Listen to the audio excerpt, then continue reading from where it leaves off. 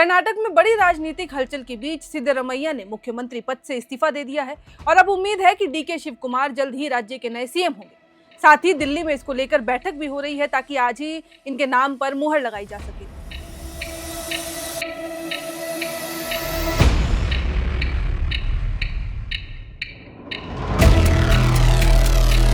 लेकिन कर्नाटक के नए मुख्यमंत्री के सामने इस कुर्सी के साथ नई उपलब्धि और जिम्मेदारियों के साथ काफी बड़ी चुनौतियां भी आने वाली हैं। नए प्रशासन के सामने कई मोर्चों पर चुनौतियां सामने साफ नजर आ रही हैं, राजनीतिक, प्रशासनिक और आर्थिक, तीनों पर, वो भी एक साथ। इनमें नई कैबिनेट में क्षेत्रीय और जातिगत समीकरणों को संतुलित करने से लेकर वित्तीय दबाव के बीच कल्याणकारी योजनाओं को जारी रखना, जो कि कर्नाटक में अभी लागू हैं, और उसके अलावा राजनीतिक रूप से संवेदनशील मेकेदातु जलाशय मुद्दे को सुलझाना भी शामिल है। अब मेकेदातु जलाशय क्यों इतना अहम है, वो आने वाले वीडियो में आप समझ जाएंगे। फिलहाल अब ये काम शिव कुमार के लिए काफी ज्यादा मुश्किलों भरा रहने वाला है। यानी कि ताज तो है, लेकिन ताज पे बहुत सारे कांटे हैं। अब औपचारिक रूप से कार्यभार संभालने से पहले ही शिव कुमार के सामने मंत्रियों की परिषद चुनने की बड़ी चुनौती होगी। कांग्रेस के आला कमान को पार्टी के भीतर प्रभावशाली जाति समूहों, क्षेत्रों और गुटों का प्रतिनिधित्व करने वाले वरिष्ठ विधायकों के साथ प्रतिस्पर्धा मांगों का सामना करना पड़ेगा, क्योंकि सबके समर्थक, जो सिद्धरमैया के भी समर्थक थे, उनकी अलग मांग है और शिव कुमार जो है उनके समर्थकों की अलग मांग है। पूर्व मुख्यमंत्री सिद्धरमैया के वफादार पहले से ही निरंतरता की मांग कर रहे हैं और शिव कुमार का खेमा अधिक प्रतिनिधित्व की उम्मीद कर रहा है।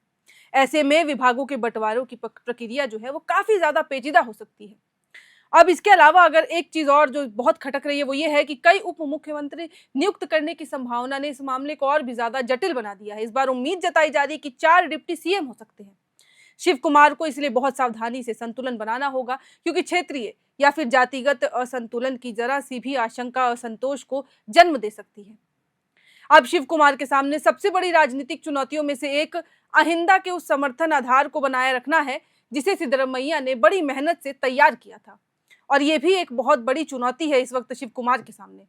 अल्पसंख्यकों, पिछड़े वर्गों और दलितों के इस सामाजिक गठबंधन ने 2023 में कांग्रेस की सत्ता में वापसी में अहम भूमिका निभाई थी और ये पार्टी की चुनावी रणनीति का एक मुख्य केंद्र बना हुआ है। इसीलिए जिस तरीके से सिद्धरमैया ने इसको संजो के रखा था, वही उम्मीद शिव कुमार से भी जताई जा रही है। हालांकि वोक्कालिगा समुदाय में शिव कुमार को जबरदस्त समर्थन हासिल है और पार्टी के संगठन पर उनका काफी ज्यादा पूरा नियंत्रण है, लेकिन राजनीतिक विश्लेषकों का ये भी कहना है, उनकी एक अलग सोच है, उनका ये कहना है कि उन्हें अहिंदा समुदाय को ये भरोसा दिलाना होगा कि उनके हितों की रक्षा आगे भी होती रहेगी, चाहे सिद्धरमैया थे तब भी और अब जब वो मुख्यमंत्री बनेंगे तभी भी। और जरा सी भी अनदेखी या नाराजगी विपक्षी भाजपा जेडीएस को अपनी खोई हुई जमीन वापस पाने का मौका दे सकती है। इसीलिए आर्थिक रूप से कमजोर वर्गों के लिए चलाई जा रही कल्याणकारी योजनाओं को जारी रखना राजनीतिक रूप से बेहद जरूरी होगा। अब वो किस तरीके से शिव कुमार करते हैं, अब वो समझेंगे और आगे वाले समय में हमें भी दिखेगा। फिलहाल सिद्धरमैया के साथ तालमेल बिठाकर काम करने की शिव कुमार की क्षमता ही ये तय करेगी कि 2028 में कांग्रेस सत्ता की बागडोर दोबारा संभाल पाते हैं या नहीं। और बता दें कि सिद्धरमैया ने राज्य की राजनीति में सक्रिय रहने का प्रण लिया है। कांग्रेस की मुख्य गारंटी योजनाओं को जारी रखते हुए राज्य के वित्त का प्रबंधन करना एक मुश्किल भरा काम साबित हो सकता है। सरकार पहले से ही 5 योजनाओं पर सालाना लगभग 51,000 करोड़ रुपए खर्च कर रही है, जिसमें गृह लक्ष्मी, शक्ति, अन्न भाग्य, युवा निधि और गृह ज्योति जैसी योजनाएं जो है वो शामिल है। हालांकि इन योजनाओं को बड़े पैमाने पर अच्छी प्रतिक्रिया मिली है, लोगों ने इसको काफी ज्यादा सराहना किया है, लेकिन अर्थशास्त्रियों और विपक्ष ने बढ़ते राजकोषीय दबाव और पूंजीगत व्यय पर इसके प्रभाव को लेकर बार बार चिंता जताई है। काफी समय ऐसा भी आया है जब उन्होंने इनके ऊपर सवाल उठाए हैं। लेकिन इसके अलावा राजस्व जुटाना, बढ़ती सब्सिडी की प्रतिबद्धताएं और उधार लेने की सीमाएं मुख्य चिंताएं बनी रहेंगी। लेकिन कल्याणकारी योजनाओं में कटौती करने से राजनीतिक जोखिम हो सकते हैं और आगे वो बढ़ भी सकते हैं। कर संग्रह में सुधार, निवेश आकर्षित करना और खर्च को प्राथमिकता देना मुख्य लक्ष्य होना चाहिए। और ये कुछ जो मैं आगे पॉइंट्स बता रही हूँ, ये सारे पॉइंट्स हैं जो एक चुनौती की तरह, एक चैलेंज की तरह शिव कुमार के सामने खड़ी होंगी। इसके अलावा बेंगलुरु से बाहर विकास का स्तर करना और कृषि संबंधी चिंताओं को दूर करना एक और अहम क्षेत्र है जिस पर ध्यान देने की काफी ज्यादा जरूरत होगी। भले ही बेंगलुरु निवेश, बुनियादी ढांचे और प्रशासनिक ध्यान के मामले में हावी बना हुआ है, लेकिन उत्तरी और ग्रामीण कर्नाटक के प्रतिनिधियों ने लगातार इन क्षेत्रों पर ज्यादा ध्यान देने की मांग की है। अभी भी कुछ क्षेत्र हैं जहां पे इंफ्रास्ट्रक्चर जो तो है वो भी ठीक नहीं है। इसके अलावा कई जिलों के किसानों को सूखे, सिंचाई की कमी, फसलों के नुकसान और बाजार की कीमतों में उतार चढ़ाव से जुड़ी समस्याओं का सामना करना पड़ रहा है। इस वक्त में जब देखा जाए तो कर्नाटक में ये भी बहुत बड़ी समस्या है। ग्रामीण इलाकों से कांग्रेस विधायकों से उम्मीद की जा रही है कि वे नई सरकार पर सिंचाई परियोजनाएं, ग्रामीण सड़कों, पीने के पानी की आपूर्ति और कृषि सहायता उपायों को प्राथमिकता देने के लिए जोर डालेंगे। और अब इस पर डीके शिव कुमार किस तरीके से काम करते हैं, ये भी काफी ज्यादा चिंता का विषय है, सोचने वाली बात होगी। बेंगलुरु की शहरी इंफ्रास्ट्रक्चर की मांगों और ग्रामीण विकास की उम्मीदों के बीच संतुलन बनाने के लिए संसाधनों का सोच समझकर बंटवारा करना होगा। हर चीज को एकदम बारीकी से रखना होगा। शिव कुमार के प्रशासन का मूल्यांकन न केवल बेंगलुरु के विकास से होगा, बल्कि इस बात से भी किया जाएगा कि विकास छोटे शहरों तक पहुंच पाया कि नहीं, कि उन छोटे जैसे जितने भी इलाके हैं वहां पर किस तरीके की डेवलपमेंट है। अब लंबे समय से अटके मेकेदातु बैलेंसिंग रिजर्वेयर प्रोजेक्ट और कावेरी नदी से जुड़े बड़े विवाद के संवेदनशील राजनीतिक चुनौतियों के रूप में भी अब सामने आने की उम्मीद है। ये एक ऐसी चुनौती है जो इस वक्त की सबसे बड़ी चुनौती के रूप में देखी जा रही है। 2023 के चुनाव से पहले कनकपुरा से बेंगलुरु तक पदयात्रा करके मेकेदातु प्रोजेक्ट की जोरदार वकालत करने वाले शिव कुमार पर सीएम के तौर पर इस प्रोजेक्ट को आगे बढ़ाने का अब भारी दबाव होगा। अभी तक वो डिप्टी सीएम थे, लेकिन अब जब वो मुख्यमंत्री बनेंगे तो उन पर प्रेशर अलग किस्म का होगा। कर्नाटक का जोर देकर कहना है कि ये प्रोजेक्ट बेंगलुरु के पीने के पानी की जरूरतों को पूरा करने के लिए जरूरी है, जबकि वहीं पड़ोसी राज्य तमिलनाडु ने कावेरी नदी के पानी में अपने हिस्से को लेकर चिंताओं का हवाला देते हुए लगातार इसका विरोध किया है। और अब आपको शायद समझ आया होगा कि क्यों मैं बार बार कह रही थी कि ये सबसे बड़ी चुनौती होगी और ये क्यों इतना अहम है।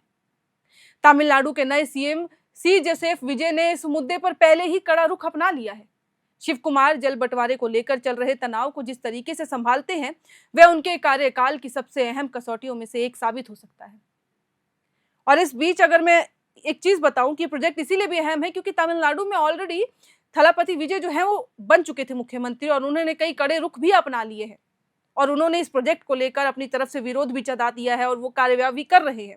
तो किस तरीके से अब डीके शिव कुमार इस पूरे मामले को हैंडल करते हैं, किस तरीके से वो संभालते हैं, बहुत बड़ी चुनौती होगी, बहुत बड़ा ये मसला है। और किस तरीके से इसको सुलझाया जाएगा, बात आगे बढ़ेगी, इस पे सबकी नजरें हैं। सिर्फ एक राज्य की नहीं, सिर्फ कर्नाटक की नहीं, बल्कि तमिलनाडु की भी, और ये दोनों राज्य इसी एक प्रोजेक्ट से जुड़े हुए हैं। खैर फिलहाल हम आगे बढ़ते हैं। ये कुछ चुनौतियां थी जिसकी मैंने बात की, किस तरीके से ये चुनौतियां सामने खड़ी होंगी जब वो मुख्यमंत्री के रूप में ऑफिशियली सामने आएंगे।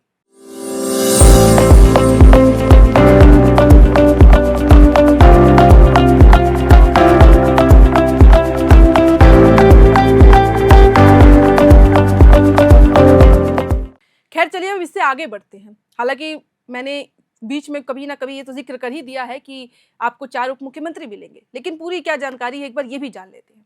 तो पार्टी सूत्रों ने संकेत दिया है कि सरकार में सामाजिक और क्षेत्रीय संतुलन बनाए रखने के लिए इस बार 4 उप मुख्यमंत्री बनाए जा सकते हैं, जिसमें सिद्धरमैया के बेटे और विधान परिषद सदस्य यतेंद्र को मंत्री बनाए जाने की भी पूरी संभावना जताई जा रही है।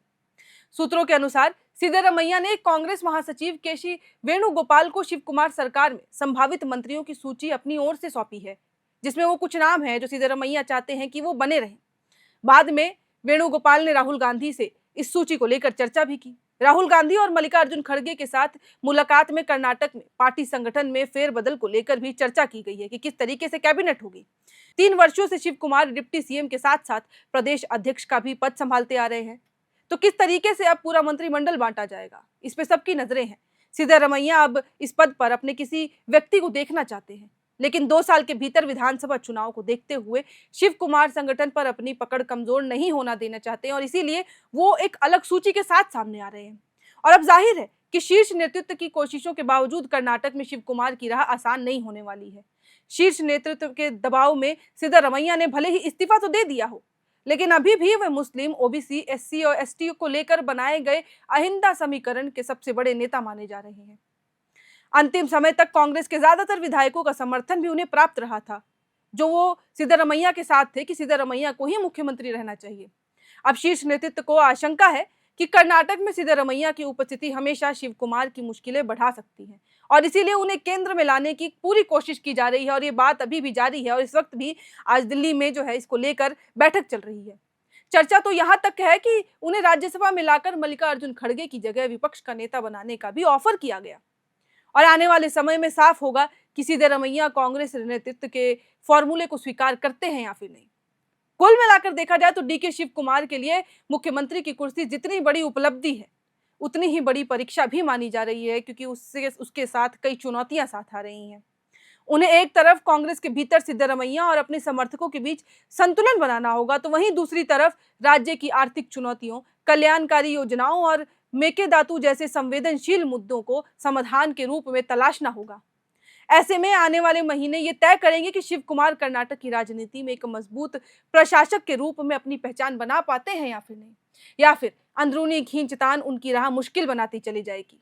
क्योंकि फिलहाल तो अभी मुहर लगना बाकी है, लेकिन आगे की राह बहुत कठिन होने वाली है। सर पे ताज तो सजेगा, पर उन ताज पे कई सारे कांटे होने वाले हैं और उन कांटों को वो किस तरीके से अपनी राह से हटाते हैं, सबकी नजरें उस पर टिकी हुई हैं। और कर्नाटक में इस वक्त कांग्रेस की राजनीति बिखरते भी नजर आ रही है। बहुत कांग्रेस के अंदर टकराव चल रहे हैं, मतभेद चल रहे हैं। वो मतभेद मनभेद हैं या नहीं, वो आने वाला समय बताएगा। फिलहाल इस वीडियो में इतना ही।